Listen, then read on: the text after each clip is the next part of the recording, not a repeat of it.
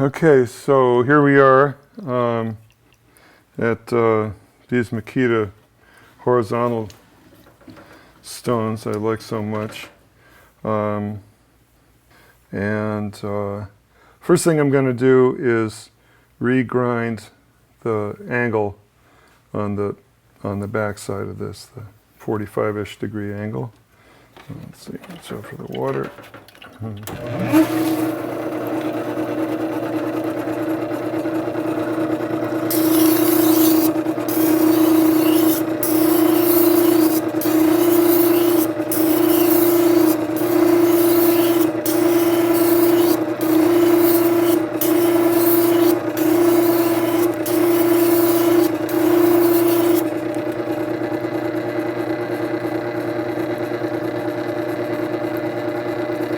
And then we'll do the back. Now, backside is a big area, and you don't want this taken out of your hands. So I'm going to lean it up against this foot here, and just press with my finger like that.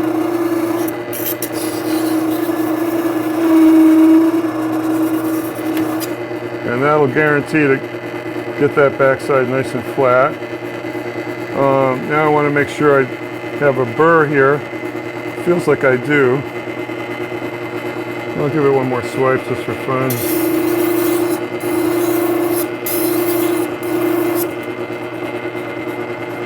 Yeah, I got a little tiny sharpening burr and feeling all the way down. So that's ready for the next step. And now I'll do this thin one. This is the 0.23 millimeter one. And one thing you can do with this is to bend it.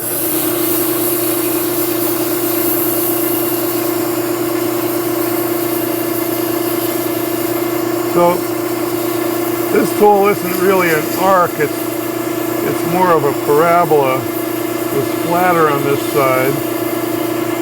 And as I'm doing this, I can watch the burr come up. I don't know if you can see it, but there's plenty of burr on this. So I've taken off enough material to get it sharp. And again, back in here.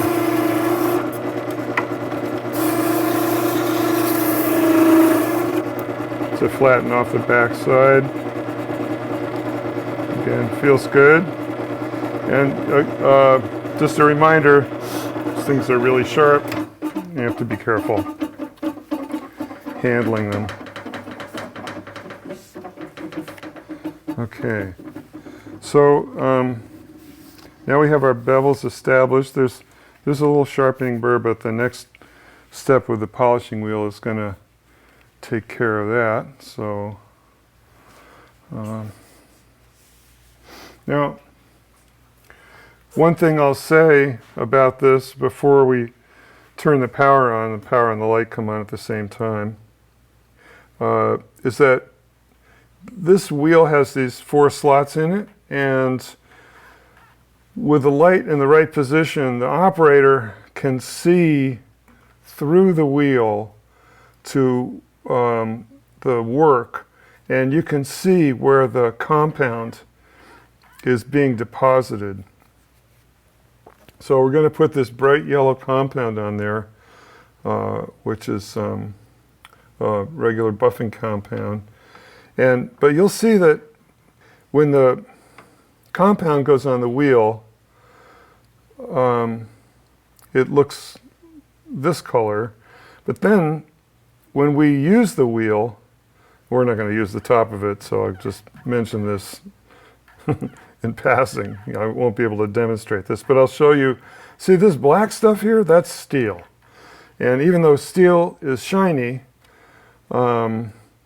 when the steel particles are sufficiently fine, like they are when they're being cut with this incredibly fine compound, they're so small that when they reflect light, every time they reflect light, they lose a tiny bit of efficiency. And by the time they all add up together, it ends up to be no reflectivity at all. So where you might think that if you were to rub a shiny material on this, that it would look shiny. In fact, exactly the opposite happens.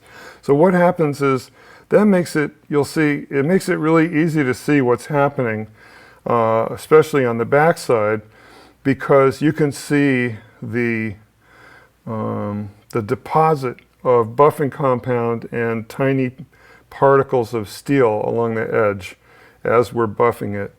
Now, we've played around with this, and it's very specific where the operator's eyes have to be versus the lamp and the work in order to see through it. And we're going to do the best we can here, but it turns out it's pretty difficult to give you, the viewer, the experience that I, the sharpener, am having at looking through these slots. Anyway, we're going to do our best to show you. So.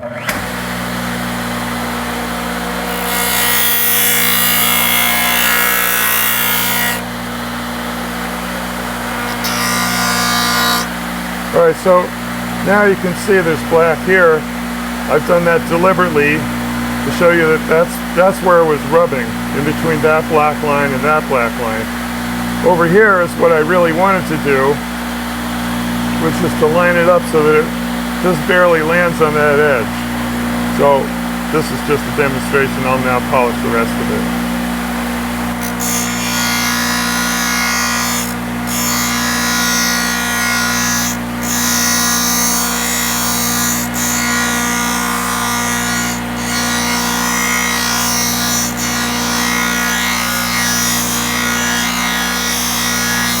I think you can see that these black lines give you a real good idea of where it is exactly that you're touching the buffing wheel.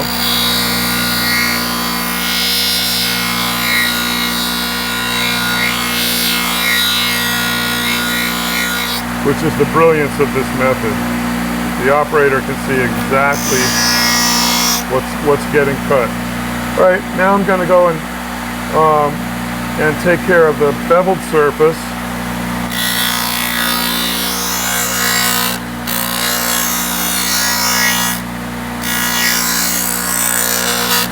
All right. Now I'm seeing a little burr.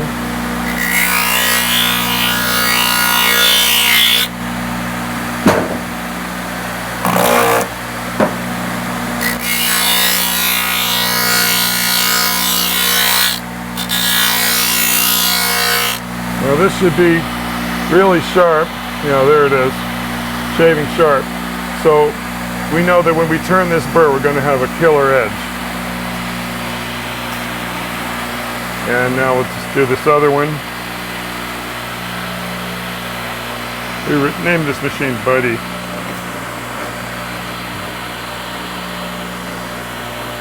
And Buddy's motto, dull tool is an oxymoron.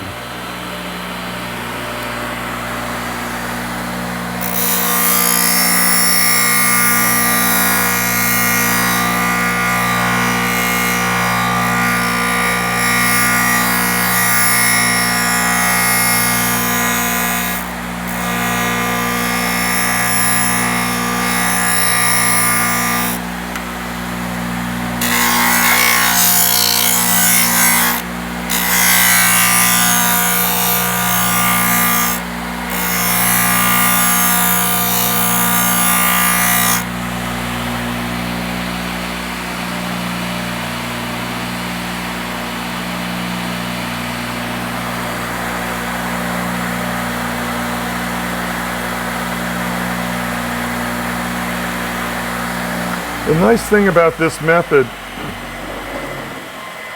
is that it's so certain to work beautifully that if you look down at the edge of the tool after you've sharpened it and you can't see any light on the edge, then this is as sharp as it can get.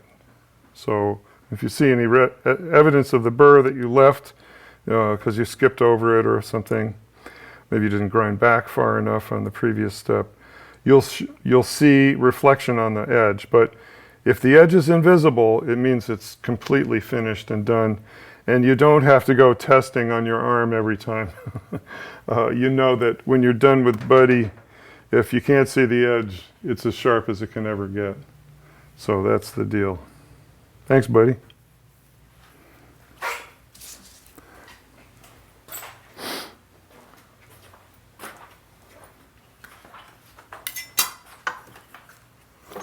Okay, so going to go over this burnishing thing one more time.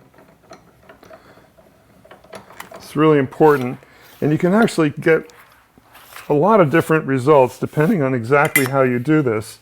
And because, as I point out, these things don't stay sharp very long because they're soft, and you're getting them super hot while you're working on them, which isn't good for any edge. If you want to use scrapers, you have to get really good at sharpening them, because if they're not sharp, they're not going to make you very happy, and they're not going to take a lot of wood off. So here we are, kind of firming up and smoothing out, burnishing, that is, the back side of the cutting edge. And now we'll turn the burr, as I say. Now this one's a little tricky because it's so flexible, so we'll have to be a little careful with this one. Maybe press a little less hard. Oh, here, let's try our Craftsman screwdriver. See how that works.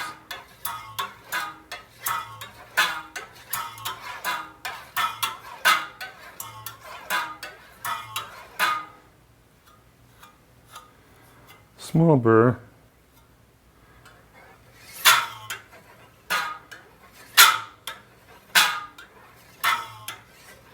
And for some jobs, small burr is what you want. But this is a nice feeling burr here. It's one of these things that you get a sensitivity to and figure out what it is that's working best for you. And as I mentioned, any given edge will perform differently in different materials. I wouldn't use a thin edge on a thin scraper like that to play around with ebony. It would just blow it away.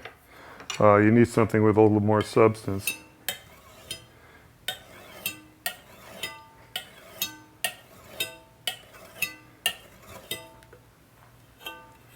All right. Okay, a little light in the middle again. Just me, I guess. That feels pretty even. As a practical matter, the burr doesn't really normally get used all the way out to the end, so it's less important what happens in the last little 13 millimeters or so.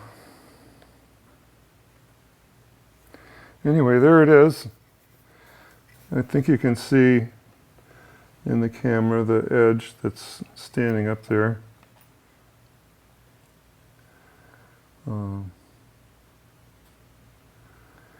So one thing that I tend to do when I'm making a plate is I have a lot more scrapers than I've shown you. I'll just sharpen a whole pile of them at once. And then as soon as I think that maybe something isn't as sharp as it needs to be, it gets sharpened later, and I pick up a sharp one, stay in my rhythm, and get the job done. So next step, I'll show you what it looks like when we're scraping spruce.